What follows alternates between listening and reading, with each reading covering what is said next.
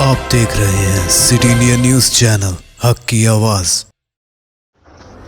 अस्सलामुअलैकुम नाजरीन, आप देख रहे हैं सिटी इंडिया न्यूज़। नाजरीन, ज़िला महबूब नगर के न्यू टाउन भगत सिंह चौराहे पर कांग्रेस पार्टी और सीपीएम पार्टी और दीगर तंजीमों की निगरानी में मरकज़ी हुकूमत की जानिब से पेश की गई ज़रूरी क़वानीन के ख़िलाफ़ एहतजाज दर्ज किया। इस मौके पर इन तंजीमों के कायदीन ने कहा कि इन क़वानीन के ज़रिए किसानों को कोई फ़ायदा नहीं होगा, बल्कि खांगियाना शोबा मज़ीद मुस्तहकम होगा। इस मौके पर पुलिस ने एहतजाजियों को गिरफ्तार करते हुए पुलिस स्टेशन रवाना कर दिया।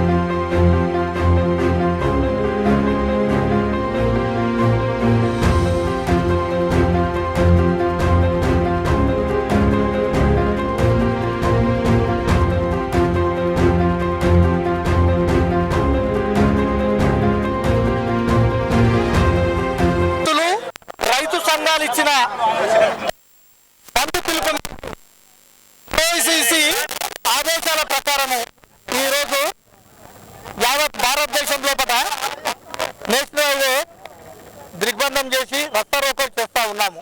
CPI, CPM, new democracy, Congress party అంటే ఎవరైతే ఈ రైతు వ్యతిరేక చట్టాల కొరకు పోరాడుతున్నారో అన్ని సంఘాలు మొత్తము ఈరోజు ధర్నా కార్యక్రమం నిర్వహిస్తూ ఉన్నాయి.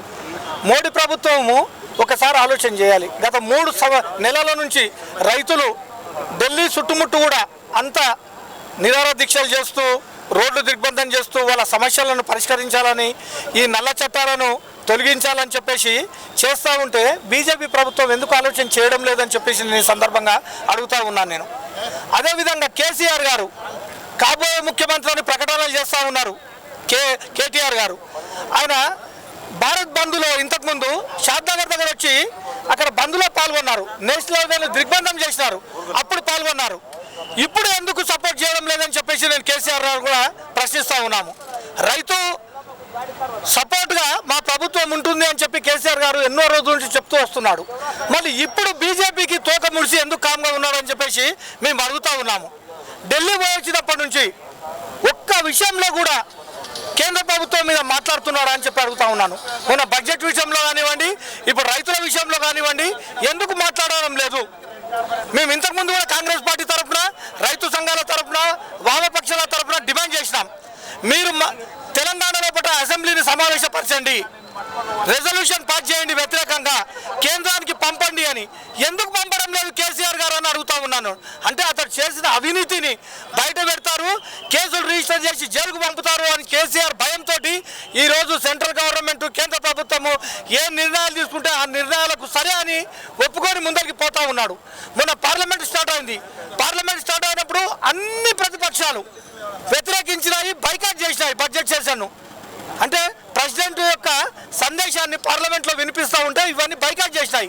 కేసీఆర్ గారు ఎందుకు చేయలేదని అడుగుతా ఉన్నాను నేను. అంటే కేసీఆర్ గారు ఇక్కడ కుస్తీ అంటాడు, ఢిల్లీలో పోయి దోస్తీ అంటాడు. కాబట్టి వామపక్షాల తరఫున, రైతు సంఘాల తరఫున, రైతుల తరఫున కాంగ్రెస్ పార్టీ ఒకటే డిమాండ్ చేస్తూ ఉంది. చట్ట వ్యతిరేక విధానాలతోటి అవలంబించిన రైతు బిల్లులను వెంటనే తొలగించాలి. అది తొలగించినంత వరకు కాంగ్రెస్ పార్టీ రైతులకు అండగా ఉంటుంది. మేము ఇటువంటి రస్తా రోకోలు కానీ ఎంతవరకు కూడా సిద్ధంగా అని చెప్పేసి మేము తెలియజేస్తా ఉన్నాము. పేరు సిహెచ్ రామచంద్ర, న్యూ డెమోక్రసీ జిల్లా కార్యదర్శిని. ఈరోజు కేంద్ర ప్రభుత్వం ఏదైతే 3 నల్ల చట్టాలతో పాటు విద్యుత్ బిల్లు తీసుకొచ్చిందో ఇవల్ల కూడా ప్రజలకు అనుకూలంగా లేవు, ప్రజలకు వ్యతిరేకంగా ఉన్నాయి, రైతాంగానికి వ్యతిరేకంగా ఉన్నాయని పెద్ద ఎత్తున రైతాంగం ఈ నేటికి 74 రోజులుగా ఢిల్లీ సరిహద్దులకు తిష్ట వేసి ఆ చట్టాలను రద్దు చేయమన్నారు. కేంద్ర ప్రభుత్వం చర్చల పేరుతో టైంపాస్ చేసింది కానీ ఈ చట్టాలను రద్దు చేయడానికి పూనుకోలేదు. ఈ రోజు వరకు దాదాపు 150 మంది చలికి వణుక్కుంటూ చనిపోయిన ఇప్పటి వరకు కూడా నరేంద్ర మోడీ గారు ఒక రోజు కూడా ఒక గంట సేపు కూడా వాళ్ళతో కలిసి మాట్లాడడానికి ఆయనకు తీరిక లేని పరిస్థితి ఉంది.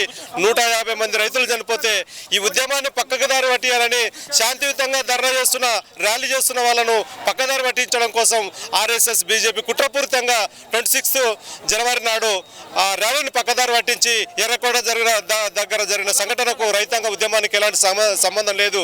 అయితే ఈ రోజు ఒకటే చెప్పదలిచినాం, ఈ రోజు పొద్దుడికెళ్ళి అన్ని రాష్ట్రాల్లో కేసీఆర్ గారు ఎక్కడ రైతు పక్షపాతం ఈ రోజు గద్వాల కేంద్రంలో ఉన్న అన్ని పక్షాలను అరెస్ట్ చేసి పోలీస్ స్టేషన్లో పెట్టుకున్నాడు. ఎందుకంటే ఈయన రైతు మద్దతుదారుడు అన్నాడు. రైతాంగాన్ని ఉద్యమకారులను ఎందుకు అరెస్ట్ చేస్తున్నాడు కేసీఆర్ గారు సమాధానం చెప్పాలి. ఈ రోజు బీజేపీ అనుకూలంగా తయారైన కేసీఆర్ గారు ఈ రోజు మార్కెట్లో కందులు ఈ రోజు వరకు కొనుగోలు చేయలే. కంది కొనుగోలు కేంద్రాలను ఆ చట్టాలకు మద్దతుగా కేసీఆర్ గారు విత్డ్రా చేసుకున్నారు. కందుల రేట్లు డౌన్ అయినాయి కనుక వచ్చే సీజన్ కు వరి కానీ పత్తి కానీ విత్డ్రా చేసుకుంటూ కొనుగోలు చేయాలంటున్నాడు. కనుక కేసీఆర్ కు బీజేపీకి తగిన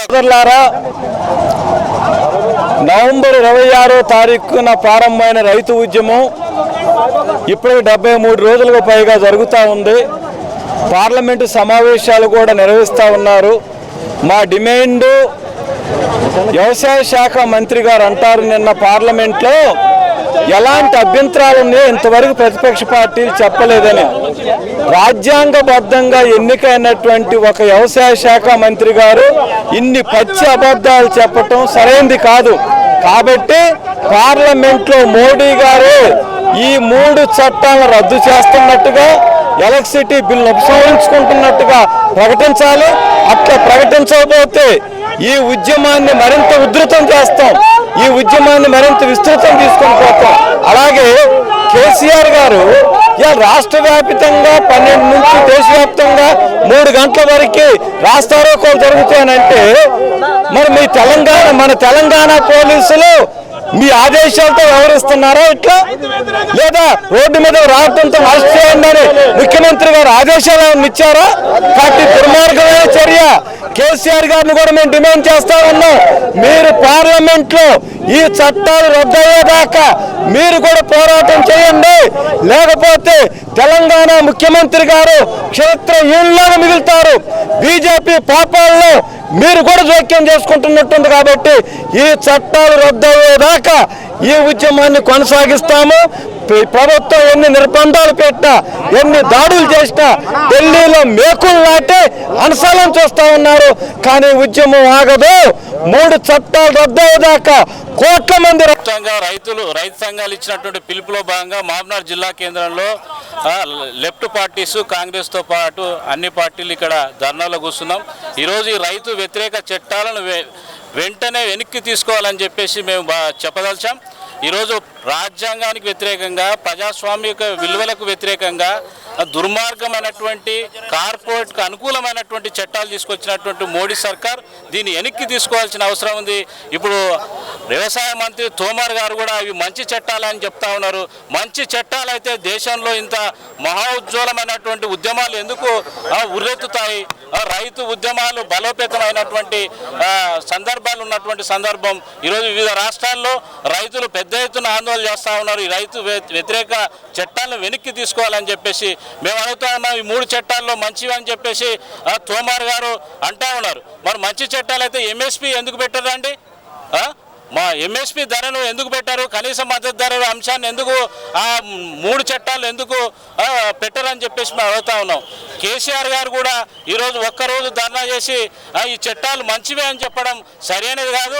మీరు రైతుల పట్ల చిత్తశుద్ధి ఉంటే ఈరోజు రైతులకు అనుకూలమైనటువంటి తీర్మానం అసెంబ్లీలో చేసి ఈ చట్టాలను వెనక్కి తీసుకోవాలని చెప్పేసి కేంద్ర ప్రభుత్వానికి నివేదించాల్సిన అవసరం ఉంది.